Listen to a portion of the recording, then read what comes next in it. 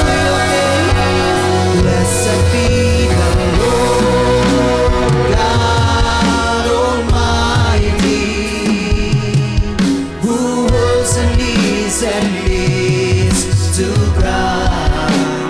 Blessed be the Lord God Almighty, who reigns forevermore.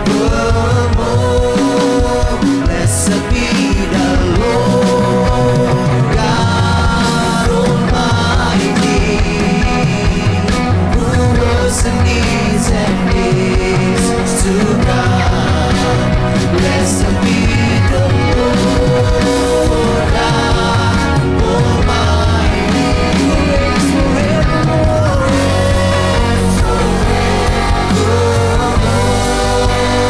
Blessed be the Lord God Almighty, who was and is to come. Blessed be the Lord God Almighty, who reigns forevermore. Blessed be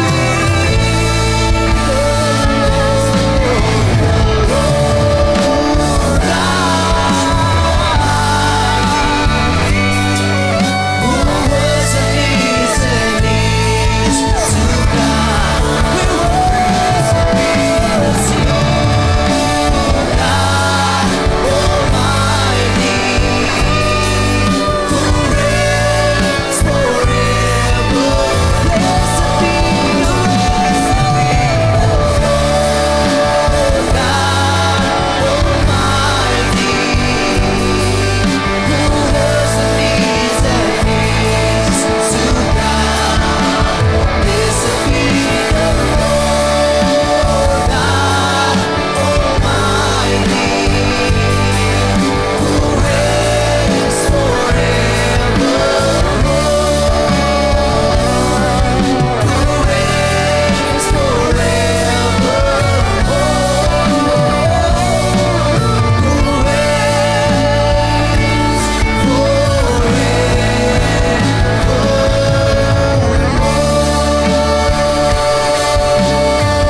We worship you. Sorakan haleluya. Segala pujian, keberkatan bagi Tuhan. Berikan sorak-sorak. Sorakan haleluya.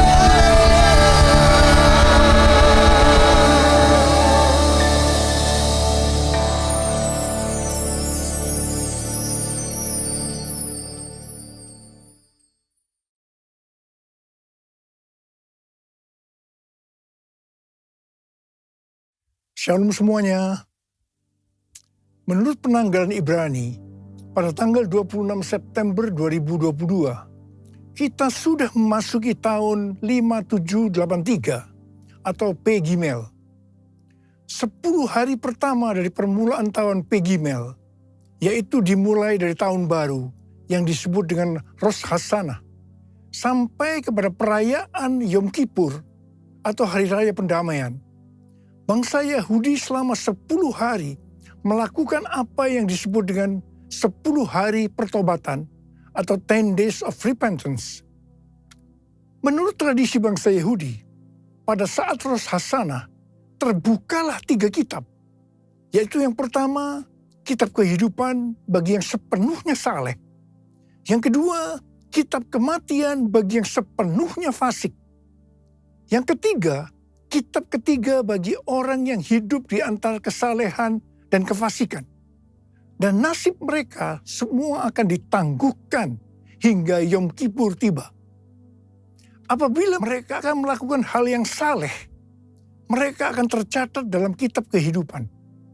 Apabila tidak, mereka tercatat dalam kitab kematian. Mayoritas orang masuk dalam golongan ini, yaitu hidup di antara kesalehan dan kefasikan.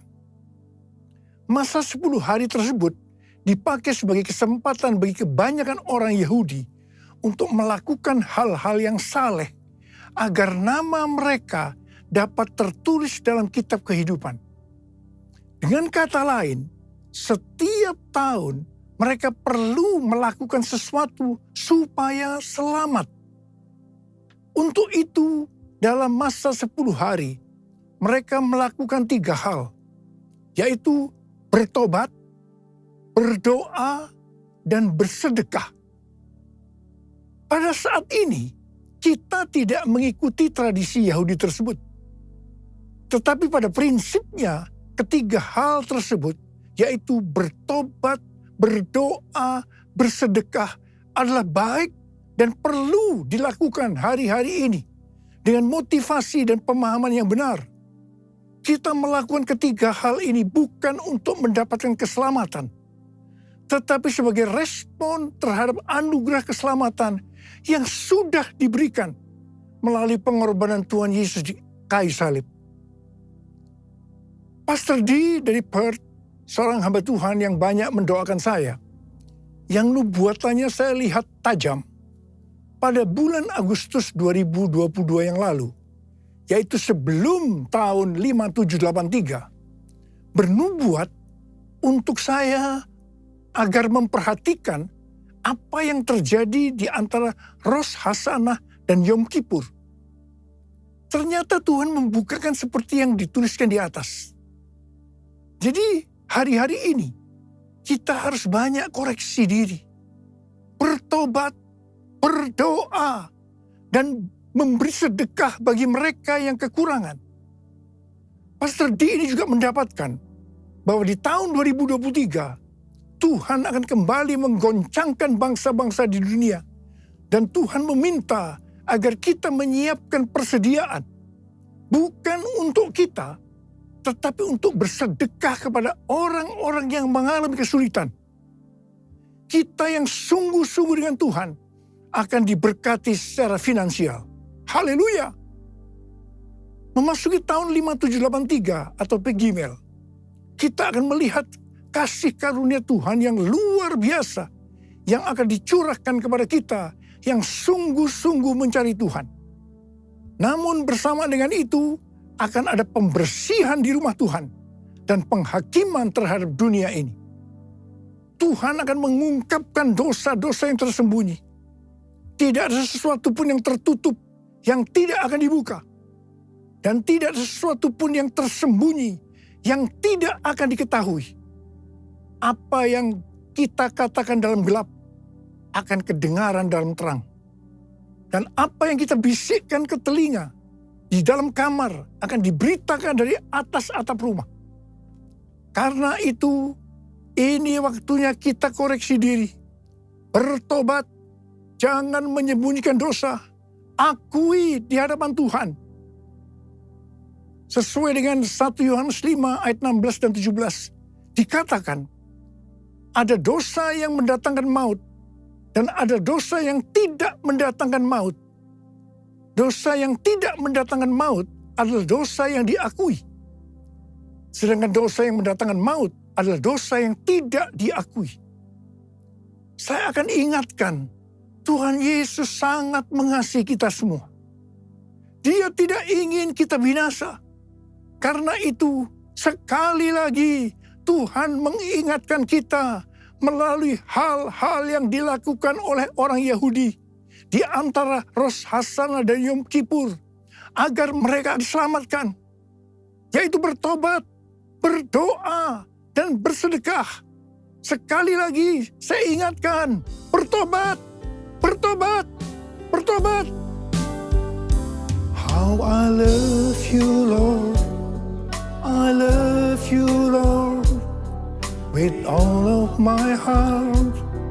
I love you, Lord. How I love you, Lord. I love you, Lord. Forever I love you, Lord. Jesus, Jesus, you are the one I love. Jesus, Jesus, forever I love you, Lord. Forever I love you, Lord. Forever I love you, Lord. Pada tanggal 12 sampai dengan 14 Oktober yang lalu, ada konferensi Pentakosta sedunia atau yang disebut dengan Pentecostal World Conference di Seoul, Korea Selatan. Pentecostal World Fellowship adalah salah satu aras dunia untuk aliran Pentakosta. Dengan Billy Wilson sebagai chairman. Billy Wilson juga adalah co-chair Empower 21 dan presiden dari Oral Roberts University. Tema dari konferensi ini adalah Pentecostal Revival in the Next Generation yang diselenggarakan oleh Yoido Full Gospel Church.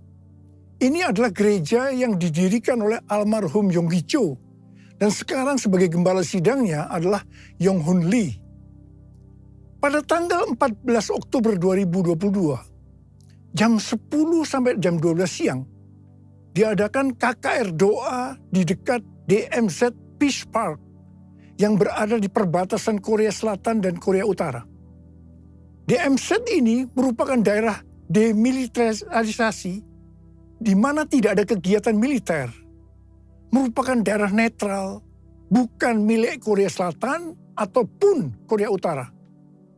Tanah ini lebarnya sekitar 4 km dan panjangnya sekitar 250 km. Acara KKR doa ini merupakan puncak dari acara konferensi ini.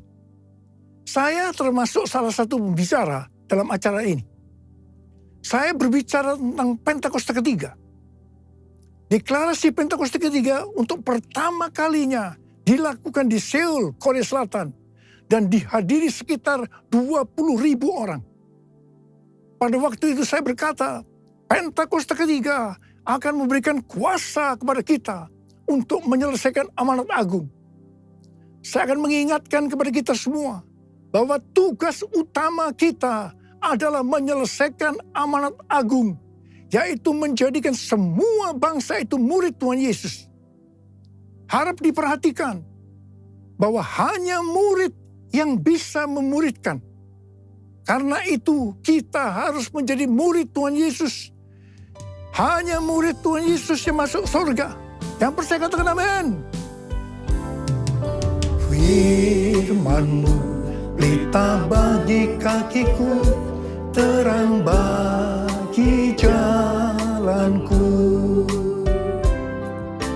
Firman-Mu pelita bagi kakiku, terang bagi jalanku. Waktu ku bimbang dan hilang jalanku, tetaplah Kau di sisiku.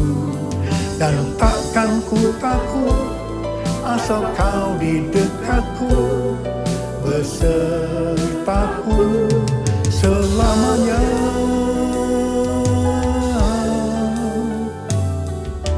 Firman-Mu pelita bagi kakiku, terang bagi jalanku.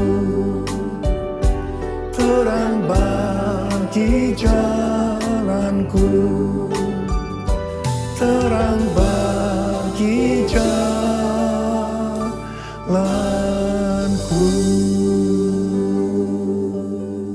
Sekali lagi saya akan katakan pada saudara, kita semua harus jadi murid Tuhan Yesus. Yang mau katakan amin. Hal-hal yang harus diperhatikan kalau kita mau menjadi murid Tuhan Yesus. Yang pertama, Rasul Paulus berkata kepada Timotius dalam 1 Timotius 4 ayat 16. Awasilah dirimu sendiri dan awasilah ajaranmu. Bertekunlah dalam semuanya itu. Karena dengan berbuat demikian, engkau akan menyelamatkan dirimu dan semua orang yang mendengar engkau. Ini adalah pesan Tuhan Yesus yang sangat kuat kepada murid-muridnya. Yaitu supaya kita menyelamatkan diri kita sendiri. Dan juga semua orang yang mendengarkan kita. Karena itu, awasilah dirimu dan pengajaranmu.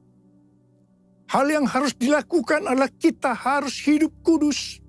Tetap peka terhadap pekerjaan dan karunia Roh Kudus. Mengajarkan ajaran yang benar. Memelihara iman dan memperhatikan kehidupan rohani. Semua harus dilakukan dengan tekun. Yang kedua, Rasul Paulus juga berkata dalam 1 Korintus 9 ayat 26 dan 27. Bahwa aku bukan pelari yang tanpa tujuan. Dan juga bukan petinju yang sembarang saja memukul.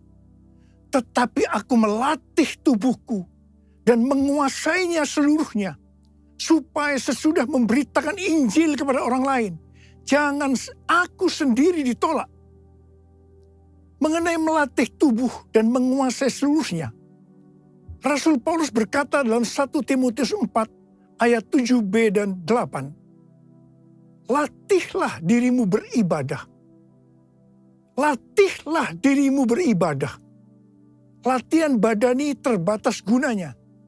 Tetapi ibadah itu berguna dalam segala hal.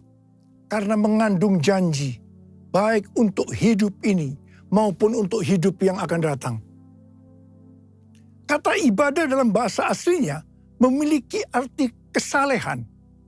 Godliness. Dalam terjemahan Alkitab New International Version atau NIV dikatakan, train yourself to be godly. Latihlah dirimu menjadi saleh. Kata godliness atau kesalehan ini muncul sebanyak 15 kali dalam perjanjian baru. Di mana 11 kali terdapat dalam surat Rasul Paulus kepada anak-anak rohaninya, yaitu Timotius dan Titus. Ini berarti pesan kesalehan adalah sesuatu yang sangat penting untuk disampaikan seorang bapak rohani kepada anak-anak rohaninya. Tuhan lewat para bapak rohani memerintahkan kita untuk melatih diri kita supaya menjadi saleh lewat ibadah yang kita lakukan. Saya pribadi sebagai bapak rohani juga sangat menekankan untuk melatih diri supaya menjadi saleh lewat ibadah yang kita lakukan. Hal ini juga sejalan dengan firman Tuhan dalam 2 Petrus 1 ayat 5 sampai dengan 7 yang berkata, kamu harus dengan sungguh-sungguh berusaha untuk menambahkan kepada imanmu kebajikan. Dan kepada kebajikan pengetahuan. Dan kepada pengetahuan penguasaan diri. Kepada penguasaan diri, ketekunan. Dan kepada ketekunan, kesalehan. Dan kepada kesalehan, kasih akan saudara-saudara seiman. Dan kasih kepada saudara-saudara seiman, kasih akan semua orang. Selanjutnya dikatakan, apabila kita melakukan dengan berlimpah-limpah, kita akan giat dan berhasil dalam pengenalan kita akan Tuhan Yesus Kristus. Dan kita tidak akan pernah tersandung.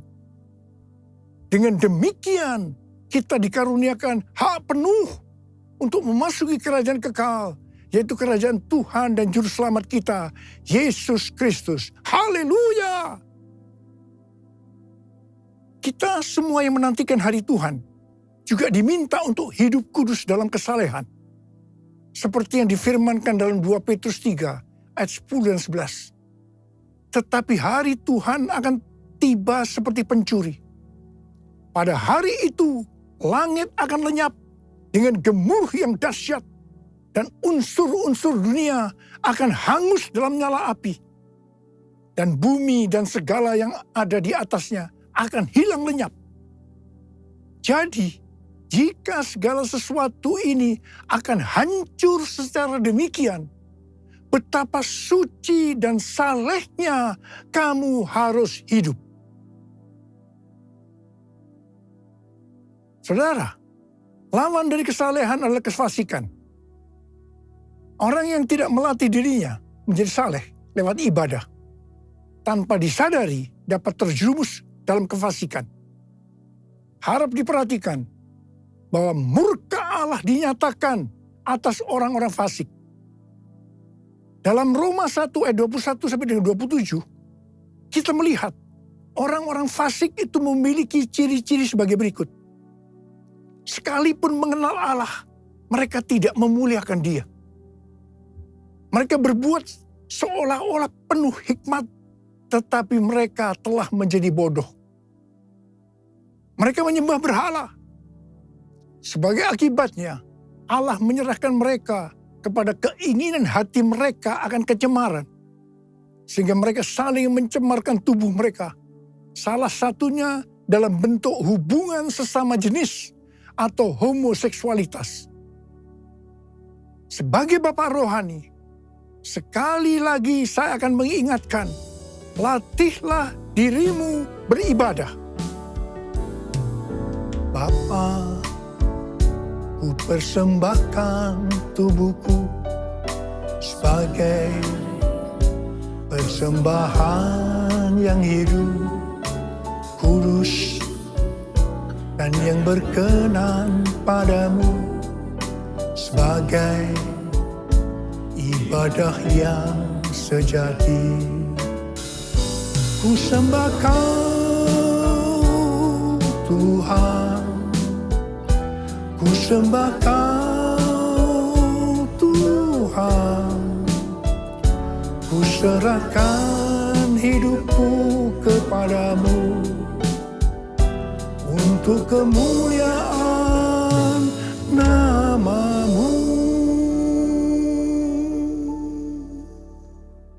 Bentuk ibadah dalam Alkitab ada dua, yaitu vertikal, artinya kepada Tuhan, dan horizontal, kepada sesama. Bentuk ibadah secara vertikal meliputi giat berkumpul bersama untuk menyembah. Yang kedua, memuji dan menyembah Tuhan diiringi alat musik. Yang ketiga, mengingat perbuatan dan pertolongan Tuhan. Yang keempat, bernubuat dan mengaktifkan karunia-karunia Roh Kudus dalam sebuah pertemuan. Yang kelima, mengambil bagian dalam perjamuan kudus. Yang keenam, mempersembahkan tubuh sebagai korban. Yang ketujuh, memperingati kelahiran, kematian, kebangkitan, dan kenaikan Tuhan Yesus ke sorga. Bentuk ibadah secara horizontal kepada sesama. Yang pertama, menolong orang yang mengalami kesulitan atau menderita.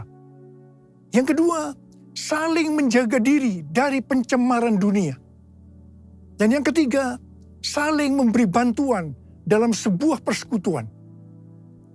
Jadi, kalau kita melihat ibadah secara vertikal atau horizontal tadi, maka ibadah yang dilakukan di dalam gereja hari-hari ini sebenarnya merupakan implementasi atau penerapan dari semua ini. Kalau kita melihat ibadah secara vertikal atau horizontal tadi, sebenarnya yang paling menonjol adalah masalah kebersamaan. Ibrani 10 ayat 25 berkata, janganlah kita menjauhkan diri dari pertemuan-pertemuan ibadah kita, seperti dibiasakan oleh beberapa orang. Tetapi marilah kita saling menasihati, dan semakin giat melakukannya menjelang hari Tuhan yang mendekat.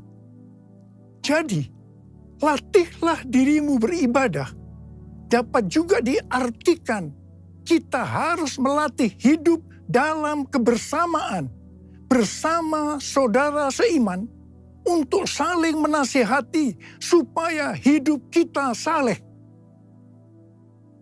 Hari-hari ini dengan adanya ibadah online, banyak orang yang meninggalkan hidup dalam kebersamaan ini. Ingat, pelayanan online bisa melengkapi tapi tidak akan bisa menggantikan ibadah secara onsite di gereja.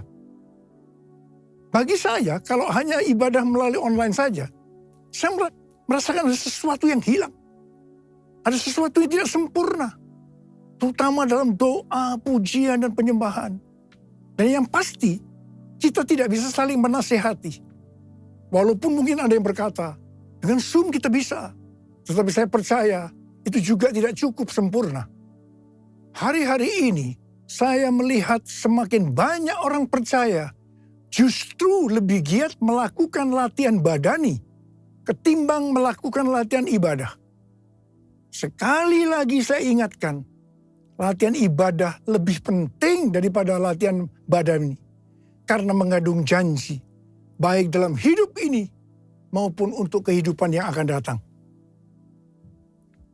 Pesan Tuhan buat kita sebagai murid adalah kita harus hidup seperti jemaat di Philadelphia.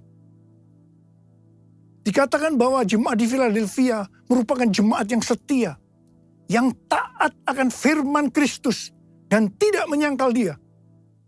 Mereka tidak mau mengikuti cara-cara dunia dan juga menolak mengikuti kecenderungan yang tidak baik dari jemaat lainnya. Mereka bertekun dalam kesetiaan kepada Tuhan Yesus dan kepada kebenaran Injil. Oleh karena kesetiaan mereka yang teguh, maka yang pertama, Tuhan telah membuka pintu-pintu bagi mereka yang tidak dapat ditutup oleh seorang pun. Haleluya! Yang kedua, Allah berjanji akan melepaskan mereka dari masa kesengsaraan. Janji Tuhan untuk melindungi orang yang setia di Philadelphia dari hari pencobaan ini mirip dengan janji Paulus kepada orang Tesalonika yang mengatakan bahwa mereka akan dilepaskan, diluputkan dari murka yang akan datang. Hari pencobaan ini merupakan penghukuman terhadap dunia ini melalui pembukaan meterai, peniupan sangkakala, dan pencurahan cawan murka Allah. Ini sangat-sangat mengerikan. Bagi mereka yang sungguh-sungguh dengan Tuhan, seperti jemaat di Philadelphia, dan menjadi pemenang sebelum hari pencobaan ini, Allah akan memelihara mereka dari hari pencobaan itu dengan cara melalui pengangkatan gerejanya. Tuhan Yesus mengingatkan sekali lagi, "Aku datang segera." Saya akan mengajak saudara untuk menyembah Tuhan. Mari kita angkat tangan kita dan kita katakan bersama-sama, Lord, I worship you. Lord, I worship you. As I bow down on my knees, I worship you. Lord, I worship you. Lord, I worship you, for you are my everything. I worship you. Mari kita berbahasa roh. Yang belum berbahasa roh jangan diam. Katakan haleluya, haleluya. Oh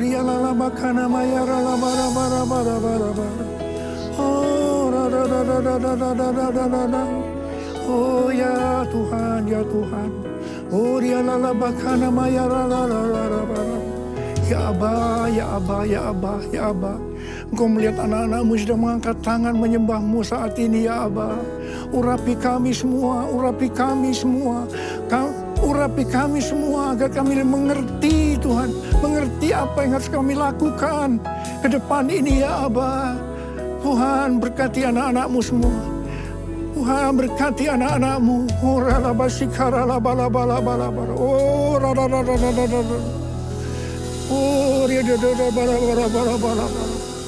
as I bow down on my knees, I worship you.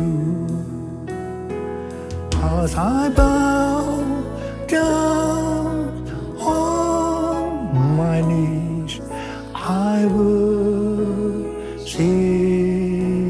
you. Shalom Bapak Ibu Jemaat yang dikasihi Tuhan.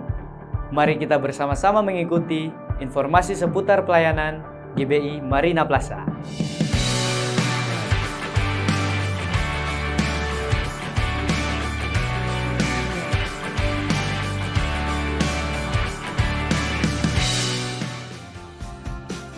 Azusa Street Prayer Tower setiap hari Selasa pukul 1 siang.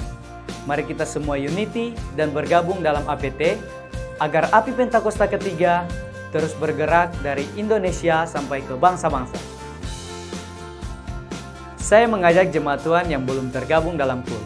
Ayo gabung KUL, dan bagi Bapak Ibu yang rindu untuk bergabung, bisa menghubungi Kabid KUL GBI Marina Plaza di nomor yang tertera di layar monitor. Prayer Night setiap hari Jumat pukul 8 malam. Kami mengajak jemaat Tuhan untuk berdoa, memuji, dan menyembah Tuhan bersama-sama. Menara doa GBI Marina Plaza sudah dibuka. Mari kita luangkan waktu untuk sama-sama berdoa dan berjaga-jaga di menara doa. Prayer and Fasting setiap hari Sabtu pukul 11 pagi via Zoom.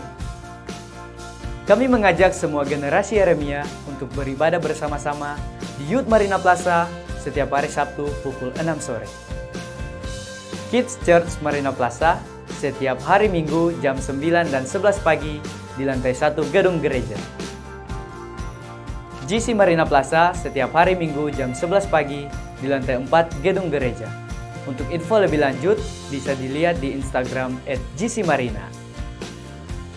Bagi Bapak Ibu Jemaat yang membutuhkan dukungan dan pelayanan doa, dapat menghubungi tim prayer GBI Marina Plaza. Saya mengajak jemaat Tuhan untuk mengikuti akun sosial media GBI Marina Plaza. Mari kita bagikan setiap postingannya untuk bisa memberkati banyak orang dan agar sosial media dipenuhi konten positif. Untuk pelayanan sakramen baptisan dapat menghubungi Kabid Baptisan atau Sekretariat Gereja. Jalan-jalan ke Kota Manado, jangan lupa singgah di Hotel Plaza. Pulangnya bawa motor Ducati. Sekian informasi pelayanan GBI Marina Plaza. Terima kasih, Tuhan Yesus memberkati. Gurata karalabaya shikarabalabaya rabata karalabaya shandarabata karalabaya se gurata karalabaya shikidibiribita karalaya se. Terima kasih Bapa, terima kasih Tuhan Yesus, terima kasih Roh Kudus yang manis. Kami bersyukur buat anugerah-Mu. Terpujilah nama-Mu Tuhan. Engkaulah gunung batu, kota benteng, tanduk keselamatan. Engkaulah menara perlindungan, kubu pertahanan kami. Hanya kepadamu ya Tuhan kami berlindung di bawah naungan kepak sayap-Mu. Terima kasih buat anugerah-Mu. Terima kasih buat perkenanan-Mu bagi kami umat-Mu. Kami gereja-Mu ya Tuhan. Kami mau bersatu hati. Kami mau berdiri buat bangsa kami Tuhan. Damailah negeri kami Indonesia. Sejahteralah negeri kami ya Tuhan. Kami minta belas kasih Tuhan turun atas Indonesia. Curahkan kasih-Mu ya Tuhan atas Indonesia. Curahkan rahmat-Mu atas Indonesia. Biar Indonesia terus dipenuhi dengan pengetahuan tentang kemuliaan Tuhan. Seperti air yang menutupi dasar laut. Terima kasih Tuhan, kami percaya bahwa Indonesia ada di hati-Mu. Kami percaya Indonesia ada dalam rencana-Mu. Kami percaya ketika Tuhan yang memegang kendali atas Indonesia, tidak ada satu situasi apapun yang tidak terkendali Tuhan. Kami berdoa memberkati ya Tuhan untuk pemerintah kami di dalam penanggulangan COVID-19 Tuhan, di dalam pemulihan ekonomi nasional, di dalam nama Tuhan Yesus kami deklarasikan bahwa bangkitlah negeri kami, sejahtera makmurlah negeri kami ya Tuhan, sembuh dan pulihlah negeri kami ya Tuhan. Terima kasih Tuhan, terima kasih. Saat ini ya Aba, kami mau bersatu hati. Kami memberkati pemimpin rohani kami. Kami memberkati gembala pembina kami, Bapak Pendeta Dr. Insinyur Niko Nyoto Raharjo, bersama Ibu Hermin dan keluarga besar. Biar penyertaan perlindungan-Mu sempurna bagi hamba-Mu. Kesehatan yang terbaik Tuhan anugerahkan bagi hamba-Mu. Penyertaan perlindungan-Mu ya sempurna ya Tuhan. Pakai gembala kami lebih dan lebih lagi. Biar tanda-tanda heran mujizat-Mu menyertai setiap pelayanan gembala kami. Terima kasih Tuhan. Kami memberkati keempat wakil gembala kami bersama dengan keluarga masing-masing. Biar diberkati Tuhan. Penyertaan perlindungan-Mu sempurna. Berikan kesatuan hati, berikan unity di dalam menopang pelayanan gembala pembina kami ya Tuhan. Kami minta di dalam nama Yesus, kami percaya Tuhan pakai pemimpin-pemimpin rohani kami menjadi messenger of the third Pentecost Tuhan. Terima kasih, terima kasih. Kami memberkati gembala-gembala rayon, memberkati gembala-gembala sidang yang ada, memberkati gembala-gembala cabang yang ada. Biar pengurapan Tuhan terus menyertai atas gembala-gembala kami ya Tuhan. Terima kasih Tuhan, terima kasih. Saat ini kami bersatu hati. Kami sepakat berdoa untuk generasi Yeremia. Bangkitlah generasi Yeremia. Bangkitlah anak-anak muda yang dipenuhi Roh Kudus, yang cinta mati-matian kepada Tuhan Yesus dan tidak pernah kompromi terhadap dosa, tapi akan terus bergerak untuk memenangkan jiwa. Terima kasih Tuhan, terima kasih buat kebaikan-Mu. Kami terus berdoa memberkati gereja-gereja Tuhan. Bangkitlah gereja Tuhan. Bersatulah gereja-gereja Tuhan. Biar gereja Tuhan mau bergandengan tangan untuk melayani Engkau Raja di atas segala raja. Berkati gereja Tuhan untuk menyelesaikan amanat agung. Terima kasih Tuhan, kami bersyukur buat kebaikan dan kemurahan-Mu bagi kami. Terpujilah nama-Mu di tempat kudus-Mu. Kami bersyukur kepada-Mu Tuhan. Hanya di dalam nama Tuhan Yesus Kristus. Haleluya, haleluya, haleluya. Amin. Terima kasih Yesusku, terima kasih Yesusku. Puji syukur hanya bagi Tuhanku. Terima kasih Yesusku, terima kasih Yesusku. Puji syukur hanya bagi Tuhanku. Terima kasih Yesusku, terima kasih Yesusku. Puji syukur hanya bagi Tuhanku. Terima kasih Yesusku, terima kasih Yesusku. Puji syukur hanya bagi Tuhanku. Puji syukur hanya bagi Tuhanku. Puji syukur hanya bagi Tuhanku.